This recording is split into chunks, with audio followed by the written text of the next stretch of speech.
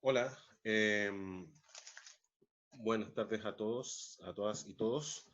Vamos a continuar con ya lo que sería la última entrega de esta parte introductoria del curso que tiene como objetivo de alguna manera revisar la importancia y la actualidad de la ética en nuestro presente. Hemos visto de alguna forma, por así decirlo, una importancia y una actualidad de forma epocal, es decir, de la época que estamos viviendo, del periodo histórico global que estamos viviendo. Vimos también algunas características propias de la importancia y el tratamiento que se le ha dado a la ética dentro de nuestro país y identificamos distintos momentos. Y luego nos concentramos un poco en esta coyuntura particular que es la crisis del coronavirus, ¿no? La crisis sanitaria del COVID-19. Por ahí nosotros hemos de alguna manera estado viendo distintas concepciones de lo que puede entenderse por ética, por moral, y finalmente estábamos también revisando qué problemáticas y qué aproximaciones hay desde la ética a ciertos problemas que aparecen con el coronavirus, ¿no? Y revisamos lo que podríamos llamar los enfoques más clásicos de la ética, que se estudian mucho en filosofía moral.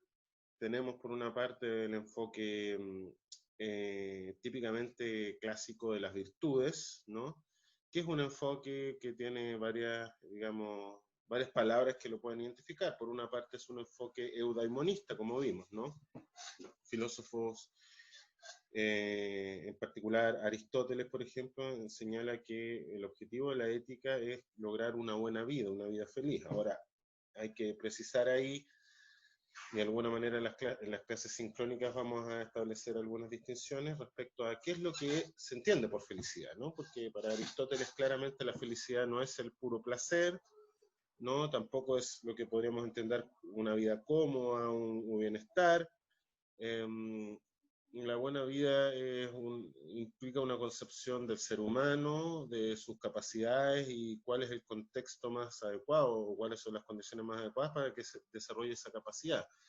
Eh, Aristóteles habla claramente en términos de que existe una naturaleza humana que tendría al menos dos características. Una, que seríamos seres dotados de logos, que en principio podríamos decir el ser humano es un animal dotado de palabra y esa palabra le permite entender el sentido del mundo y comunicar también ciertas valoraciones que hay, ¿no?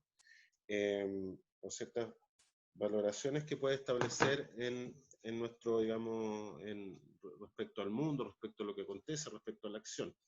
Y por otra parte, el ser humano, para Aristóteles, claramente es un animal de polis, esto significa es un animal que vive en la ciudad, ese es su lugar propio y es el lugar también donde es posible desarrollar sus capacidades, ¿no? Entonces, bueno, el enfoque de las virtudes básicamente señala en el fondo que para poder lograr esta buena vida, ¿ya? Que en el fondo va a depender también del tipo o género dominante de vida. Aristóteles distingue varios tipos de género dominante de vida. Por una parte está quienes se dedican a la vida de los placeres, ¿no? Esta vida en general a los filósofos griegos les parece bastante, digamos, poco digna, ¿ya? Quien, por ejemplo, vive de pasarlo bien, de pasarlo chancho, digamos, que no se limita en los placeres, más bien lo que dirían es que se vuelve un esclavo de los placeres, ¿no? Un esclavo de sí mismo y de sus placeres. Frente a eso, el sabio aparece con alguien que tiene mucho dominio de sí mismo, mucho dominio de sus instintos, de sus pulsiones, de sus pasiones, y que de alguna manera eso le ayuda en el fondo a poder enfrentar de mejor manera la vida, de tomar mejores decisiones, ¿no? Eh, la, lo que nos dice entonces con el enfoque de las virtudes es que dependiendo del género de vida, tenemos este género que en el fondo se deja guiar por los placeres, tenemos un género de vida que es muy orientado hacia la política, hacia la vida pública, y tenemos un género de vida un género de vida que sería el más alto, que sería la vida contemplativa. Los intelectuales puros, por así decirlo, que se dedican a la teoría, a contemplar el mundo, intentar entender todas estas cosas, ¿no? Ahora, eh, diríamos que Aristóteles sostiene que lo principal de la ética está justamente en este género de vida intermedio que sería en la vida política. Por lo tanto, las virtudes tienen una estrecha relación con lo que ocurre en la ciudad, ¿no? Eh, la ética es un vínculo que de alguna manera se establece entre nuestro carácter, ¿ya? La forma que tenemos de ser y que vamos adoptando a partir de nuestras acciones, de nuestras conductas, que son repetitivas, por lo tanto, hace énfasis Aristóteles en los hábitos, ¿ya? Y por otra parte, el conjunto, el ethos entendido como las costumbres, los valores, las instituciones, toda esta en el fondo, entramado normativo, lo podríamos llamar, que rodea nuestra existencia, ¿no? Entonces, de alguna manera, la ética tiene que ver con el encuentro entre estas dos cosas, ¿no? El carácter por una parte y el marco institucional, normativo, valórico que hay dentro de una cultura, una comunidad, un grupo humano, etcétera, ¿no?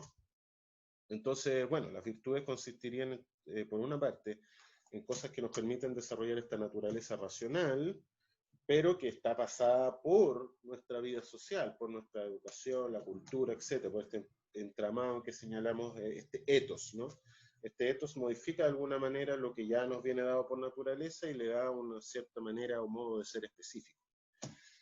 Entonces, bueno, las virtudes siempre estarían ligadas a un determinado contexto, a un determinado tipo de actividades, a un determinado tipo de cultura, ¿no? Por lo tanto, el bien, por así decirlo, dice Aristóteles, no es una cuestión que esté flotando en abstracto, ¿no? El bien siempre es concreto, el bien depende de la persona, sus circunstancias, la actividad que se está desarrollando, la ciudad donde vive, ¿no? Entonces esta atención al contexto también sería una característica de este enfoque clásico de las virtudes. Y bueno, las virtudes, en realidad, hoy en día no hablamos de que existen unas virtudes fijas para nuestra vida en la sociedad, pero sí hoy día subsiste este enfoque en lo que podríamos llamar ciertos bienes inherentes a un determinado tipo de actividades, ¿no? Tal vez no es difícil hoy día responder a la pregunta ¿quién es un buen ser humano? ¿No? O cómo sería un buen hombre, una buena mujer, así en abstracto, porque parece que eso depende mucho de dónde vivamos, del momento histórico y todo. Pero sí, por ejemplo, tenemos ciertos estándares compartidos en determinados campos de actividades donde uno podría decir qué es lo que hace, por ejemplo, bueno a un buen jugador de fútbol, o a un buen militar, o a un buen médico, o un buen profesor. Obviamente la cultura siempre va a estar presente, pero de alguna forma ahí podemos, en estas cosas como en este espacio o campos concretos, podemos identificar ciertos bienes inherentes que se buscan en determinadas acciones y que nos dan los estándares para determinar cuándo las prácticas están siendo bien realizadas o no están bien realizadas respecto a estos fines inherentes, ¿no? Esto es muy importante porque en el fondo se va a revelar, por ejemplo, en el coronavirus, en cómo la actividad médica no es solamente el manejo técnico de lo que pasa en el cuerpo, sino también tiene que ver con una toma de decisiones que está atenta a las circunstancias, pero también a ciertos objetivos propios de la ética médica, ¿no? Como por ejemplo, no siempre buscar el bien del paciente, que en el fondo sería preservar la vida, la salud, etcétera, no dañar a los pacientes, y obviamente también se han agregado cosas, digamos, a esta ética médica de forma actual, como por ejemplo el respeto de la autonomía de los pacientes para decidir si quieren o no quieren hacerse un determinado tratamiento, y también el factor de la justicia social, es decir, los bienes de salud, los bienes médicos también no solamente son asuntos privados, ni tampoco en torno a la relación médico-paciente, sino que tienen una perspectiva de salud pública, ¿no? Y de alguna manera la cuestión de la justicia social en relación a cómo esos bienes médicos de salud se distribuyen entre la población también es importante. Bien, revisamos también, perdonen que me alargue esta parte, revisamos también la perspectiva kantiana, que más bien podríamos denominarla deontológica, porque hace énfasis en los deberes, y vimos cómo Kant también tiene un concepto, digamos, muy importante en relación a la dignidad humana, ¿no? A esta cosa de que, en el fondo, cuáles son las perspectivas desde las cuales tenemos que tratar a cualquier ser humano, independiente de si pertenece a mi grupo o comunidad especial, y vimos ahí el tema de, en el fondo, la importancia del concepto de dignidad. Una importancia que, dicho sea de paso, se traslada finalmente a la Declaración de Derechos Humanos, que se hizo en el siglo XX, Canes del siglo XVIII, pero su pensamiento está de alguna manera muy presente en la idea de que todo ser humano es un fin en sí mismo. Esto quiere decir que ningún ser humano puede ser un medio, un instrumento, un recurso humano, ¿no? Un instrumento para que otro logre lo que quiere, ¿no? Es decir, no debemos instrumentalizar a las personas, y ahí es muy importante, por ejemplo, esta concepción de dignidad contra cualquier intento de transformar a las personas en un objeto, en una cosa que está al servicio de los deseos de un otro, ¿no? Y está toda la discusión respecto a la cosificación, etc. El fundamento kantiano evidentemente tiene que ver con una condición racional de los seres humanos. Al ser racionales, los seres humanos serían el único ser que es capaz de darse a sí mismo su propia ley de comportamiento, es decir, autonomía. Por lo tanto, razón, autonomía, significa también libertad. ¿Libertad de qué? De los impulsos naturales, de los condicionamientos sociales. El ser humano, pese a todo, pese a sus instintos, pese a las costumbres que hay en su sociedad, pese a su formación, pese a sus hábitos, es capaz de elegir, es capaz de determinarse a sí mismo, ¿no? Y ese momento de razón, autonomía, libertad es muy importante para Kant, pero no es una libertad de hacer lo que uno quiera, como una bala loca, digamos, sino que la libertad para Kant significa justamente esta posibilidad de yo ser soberano, de darme a mí mismo una propia ley, pero una ley que obedezca a mi naturaleza racional. Y esa naturaleza racional me lleva a reconocer en todo otro ser humano la misma naturaleza racional y por lo tanto la misma dignidad. Y por lo tanto me lleva a tratarlos con igualdad, etc. Así Kant de alguna manera nos puede dar una entrada hacia todo el conjunto ideario moral de la modernidad, ¿no? Y finalmente, digamos, vimos otra corriente muy importante que es el utilitarismo. El utilitarismo, como ustedes saben, es una corriente que se desarrolló en el siglo XIX de la mano de Jeremy Bentham y John Stuart Mill. Básicamente el utilitarismo sostiene de que lo bueno es lo útil. ¿Y qué es lo útil? Aquello que de alguna manera maximiza la felicidad, entendida como placer, ¿no? Y minimiza el sufrimiento, ¿no? El utilitarismo va a sostener que, pues, para determinar cuando algo es justo, vamos a decir que es justo cuando maximiza la felicidad para el mayor número y minimiza el sufrimiento, digamos, para, ojalá, igual a cero, pero a veces no es posible, sino que, digamos, beneficia a la mayoría y perjudica, ojalá, a los menos, ¿no? Ese sería como el criterio básico del utilitarismo, ¿no? El utilitarismo tiene una doctrina que podríamos decir que es ateológica, eso justamente quiere separar el concepto del bien moral y de lo justo de cualquier concepción que suene a religión o que huela a religión, ¿no? Entonces nos propone una doctrina que cualquier ser humano, sea más o menos más o menos educado, con más o menos recursos, podría entender como una doctrina moral aceptable. Y en este sentido, identifica entonces que la felicidad tiene que ver con la ausencia de dolor, con una vida agradable, placentera, y con ciertas condiciones para el desarrollo de nuestras capacidades eh, superiores, que no necesariamente son puramente intelectuales, sino también son emotivas, afectivas. Por lo tanto, de alguna manera, el elemento social, afectivo, emocional está de alguna forma bien presente dentro del utilitarismo. Y no son emociones brutas, sino que son emociones que de alguna manera suponen que estamos dentro de una sociedad y que esa vida en sociedad va moldeando, modificando estas emociones, ¿no? No son simplemente emociones así puramente naturales, sino que tienen que ver con los hechos de la sociabilidad humana, ¿no? Entonces, muy importante dentro del utilitarismo cosas como la compasión, como la empatía, ¿no? Que son emociones, podríamos llamarlas más sociales y que tienen una modificación cultural.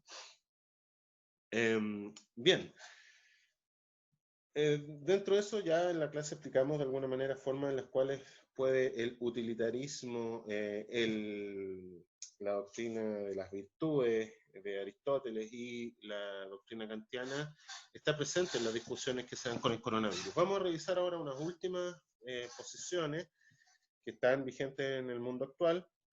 Y vamos a ver cómo de alguna manera se reflejan esas posiciones en los debates que se han abierto a partir del coronavirus. La posición que vamos a ver ahora la podríamos llamar la posición libertaria, ¿no? ¿Qué es lo que dicen los libertarios? Los libertarios hacen énfasis en que cada cual es dueño de sí mismo, ¿ya? Ese es el hecho fundamental. El individuo es, por así decirlo, la base y finalidad última de la sociedad. Lo que caracteriza lo que es el centro, la esencia de esa individualidad es la libertad, y la libertad tiene un sentido de autoposesión, ¿no? Es decir, yo soy dueño de mi cuerpo y de todo lo que produzca mi cuerpo, también soy de alguna manera dueño, y soy dueño también de mis movimientos, de mis acciones, etc. Esa es la concepción dura digamos, de los libertarios y las libertarias, ¿no? A partir de esto, los libertarios sostienen de que nadie me puede obligar a nada, exceptuando, digamos, lo que establece un marco mínimo de Estado de Derecho, donde en el fondo se regulan las libertades para que no se interfieran entre ellas. La visión típica que aparece en los libertarios se llama libertad negativa, y esta sostiene que básicamente yo puedo hacer todo lo que se me antoje, y nadie tiene derecho a interferir dentro de eso. Ahora, el que yo pueda tener derecho a hacer todo lo que me antoje, no significa necesariamente que lo pueda realizar, ¿no? Eso sería la libertad positiva. Entonces hay una, por así decirlo, tensión entre la libertad negativa y la libertad positiva.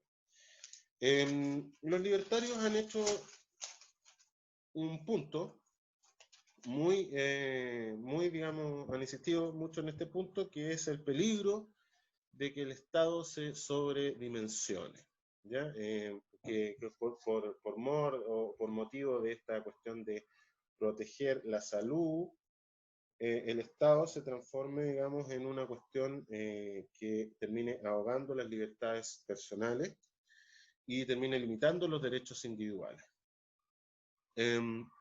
Los libertarios están movidos por varias cosas, ¿no? Una es que, primero, el derecho del individuo a buscar su felicidad como se le antoje, y también a que el individuo no se vea obligado por ningún grupo, por ningún individuo, ningún grupo, ninguna masa tampoco, a adoptar ciertas conductas, ciertas creencias, ciertas formas de vida, por presión de esa masa, ¿no? Es decir, el miedo, por ejemplo, generalizado a contagiarnos no debería ser o transformarse en una obligación de los individuos que están dispuestos, por ejemplo, a asumir el riesgo de salir y contagiarse, una limitante, ¿no? La teoría de los libertarios es que si tú limitas las libertades de forma, digamos, cada vez mayor, van a pasar varias cosas. Primero, que sin libertad los seres humanos no pueden de ninguna manera ser felices, ¿ya? Y segundo, que si tú limitas las libertades, el poder se va a concentrar en quienes no necesariamente son los mejores, quienes no necesariamente son los más adecuados, quienes no necesariamente son los que están pensando en el beneficio de la mayoría, ¿no? Para muchos libertarios, por ejemplo, para Ayn Rand u otros, la democracia significa un igualitarismo, es decir, darle a todos lo mismo. Y esto mata cualquier concepción meritocrática de la sociedad, ¿no? Es decir, ¿quién merece qué en la sociedad? A los libertarios les interesa mucho decir que los individuos, por su esfuerzo, tienen derecho a acceder a mejores posiciones, a un mejor estatus, a un mejor reconocimiento. Y que la tendencia de la sociedad hacia igualar derechos, hacia igualar beneficios, hacia terminar con todos los privilegios, se hace a costa de quienes tienen una capacidad superior para poder crear, para poder pensar, etc. Entonces se tiende a, digamos, a aplanar así la sociedad hacia la mediocridad, lo cual hace caer en una decadencia, y la decadencia hace finalmente que el gobierno quede en manos de los peores y no de los mejores, lo que finalmente termina en la ruina de la sociedad. Entonces, digamos, la perspectiva de los libertarios es que cada individuo tenga el derecho a tomar decisiones y que ojalá ni el Estado ni ningún grupo le esté de alguna manera obligando a adoptar ciertas conductas, ¿no? Esto ha llevado a ciertas discusiones, digamos, a ciertas problemáticas, ¿no? Como la gente dice, mire, en realidad, ¿por qué si los jóvenes están informados, están conscientes del riesgo, y de alguna manera quieren seguir saliendo a trabajar o a las Corona Party o qué sé yo, ¿por qué los vamos a limitar, digamos? Eso atenta, digamos, contra un sentido profundo de lo que es ser norteamericano, lo que es ser de alguna manera, cuál es lo que Norteamérica entendía como un lugar de un país donde la libertad es el valor principal, ¿no? Entonces, bueno, los libertarios tienen este enfoque y se ha visto mucho en la televisión como hay manifestantes que salen y dicen, bueno, que esto en el fondo es un Estado que peligrosamente está ocupando como excusa la salud pública para limitar los derechos individuales, etcétera. Y de alguna manera esto también se reflejaría en un intento de limitar una libertad que es clave, sobre todo para una corriente que podríamos llamar neoliberal, limitar las libertades económicas, ¿no? Que serían las libertades fundamentales. Porque el individuo, dentro de las perspectivas libertarias, es concebido como propietario. Por lo tanto, las libertades principales son las libertades que tienen que ver con el uso que se hace de esa propiedad.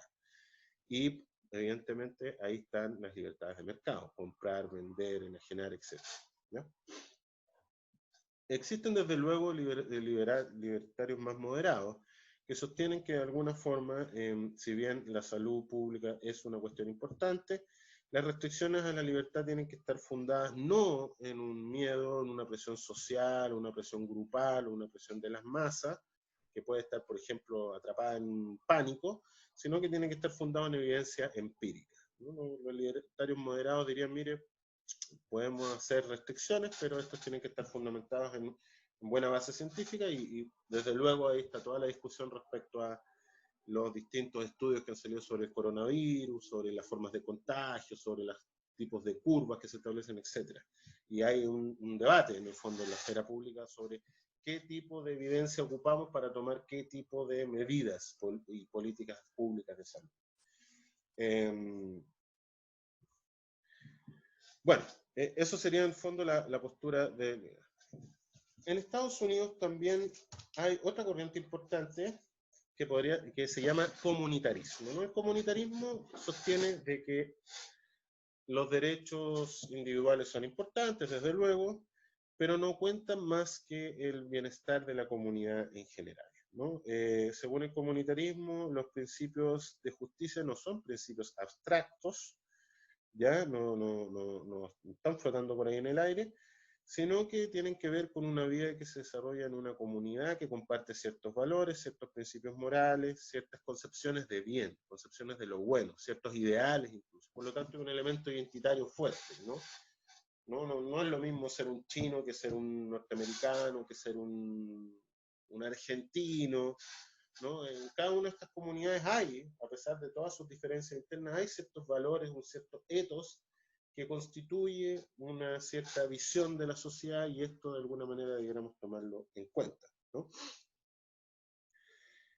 Parte importante de lo que nos hace decir, lo que dicen los comunitaristas es lo siguiente: yo no soy un ente abstracto, yo vivo con otros, esa vida con otros también forma parte de mi sociedad, por lo tanto la identidad personal está imbricada con la identidad social, y parte importante de la identidad social también son las concepciones de lo bueno que hay en mi sociedad y que son compartidas, ¿no? Entonces, a partir de esas concepciones de lo bueno se establecen los ideales éticos, los beneficios, las cargas, los sacrificios y los privilegios que hay en nuestra sociedad.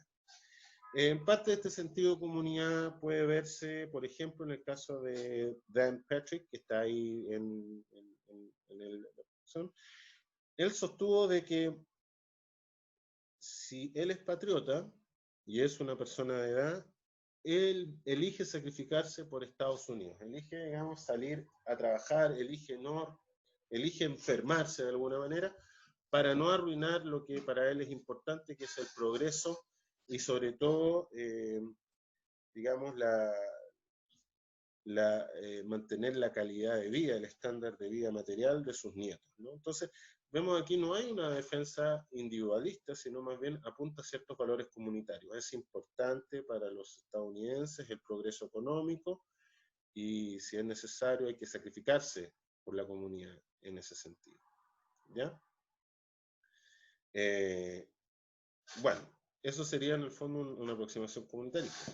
Hay que distinguir esta aproximación comunitarista de otra aproximación que ha venido mucho, se ha hablado mucho, digamos, respecto a cómo los países asiáticos han trabajado este fenómeno, que sería la aproximación colectivista, aunque a lo mejor estos países no aceptarían esta etiqueta, digamos. Básicamente, se ha hecho énfasis en que países como China, Corea del Norte, Corea del Sur y otros más, ¿no? Han lidiado con esta crisis desde un sentido que está en la población de profunda obediencia a la autoridad y al Estado, ¿no? En los países occidentales tendríamos primero una idea de que los individuos son libres, ¿ya? Y segundo, tendríamos una cierta actitud hacia las autoridades, ¿no? Que proviene evidentemente desde los ideales de la Ilustración, de desconfianza hacia las autoridades, desconfianza a las tradiciones, desconfianza a las costumbres, y también últimamente es una desconfianza hacia hacia cualquier cosa en donde haya intervención del Estado, ¿no? Hay una mala imagen de la política. Para muchos eso no ocurriría en los países asiáticos, lo cual tendería a manifestarse en que una población más disciplinada con las normas y que acepta también que se le restrinjan libertades y derechos individuales para poder controlar la pandemia.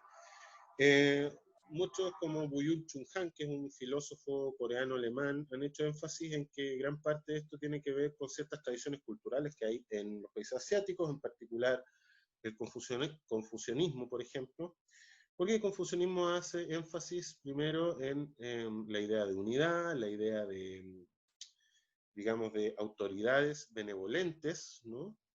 Que de alguna manera están siempre dirigiendo, conduciendo al pueblo hacia digamos, una especie de bien común. Para esto digamos, hay que desarrollar ciertas capacidades de movilizar a la población y a través de, sobre todo, de la educación y de la cultura, se intentan instalar ciertas ideas que lo hacen proclive a una cierta unidad de acción entre la población y sus gobernantes. Ha sido muy polémico respecto a eso, por ejemplo, el hecho de que en estos países no hay mucha protección de los datos privados que se ven en Internet y que por lo tanto hay una especie de cibervigilancia de la población. Bien, finalmente, podríamos decir que existiría otra manera de aproximarse a estos problemas del coronavirus que viene fundamentalmente de un liberalismo igualitarista representado por las teorías que desarrolló el profesor John Rawls en los años 70, ¿no? Que John Rawls básicamente se hace la siguiente pregunta: ¿qué principios debieran estar presentes en las instituciones de esta sociedad para que pudiéramos decir que estas instituciones son justas, ¿ya? A Rawls no le parece que el utilitarismo sea una solución, porque en el fondo el utilitarismo de alguna manera establece que es posible, en pos del beneficio de la mayoría, pasar a llevar la dignidad de los individuos. De alguna manera Rawls recoge el guante de Kant y dice: la dignidad de los individuos, el carácter moral de los individuos, el hecho de que no pueden ser tratados como cosas, es una cuestión que no se nos puede olvidar nunca. Pero Rawls hace un énfasis más detenido en la cuestión de la justicia, ¿ya?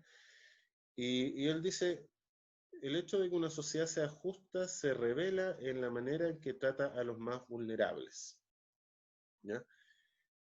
Nuestra sociedad, de alguna manera, ¿cómo piensa los derechos? ¿Los derechos tienden a tratarnos a todos como igual o considera que existen personas en la sociedad que están en una condición menos favorecida que otros, ¿no? Y eso no se debe a condiciones naturales, sino a una lotería social, que tiene que ver cómo funcionan las instituciones en una sociedad, ¿no?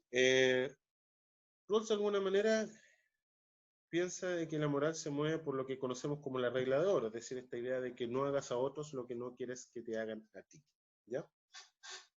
Rawls piensa que los principios de justicia deben ser imparciales en una sociedad, es decir, deben en cierta manera proveer los mismos sistemas de libertades y derechos básicos para todas y todos los ciudadanos, ¿ya? Y ojalá que sea el más amplio, por lo tanto también me interesa en la libertad. Ninguna sociedad debe sacrificar la libertad en pos de conseguir una igualdad social, pero, y ahí hay un correctivo hacia cualquier tipo de posición libertaria radical, esta libertad, este sistema de derechos, solo hará diferencias en la medida en la que estas diferencias vayan en favor de los más desfavorecidos, ¿ya? Es decir, si vamos a establecer diferencias, si vamos a establecer tratos no iguales, estos tratos no iguales tienen que resultar sus consecuencias favorables para los que están menos favorecidos en la sociedad.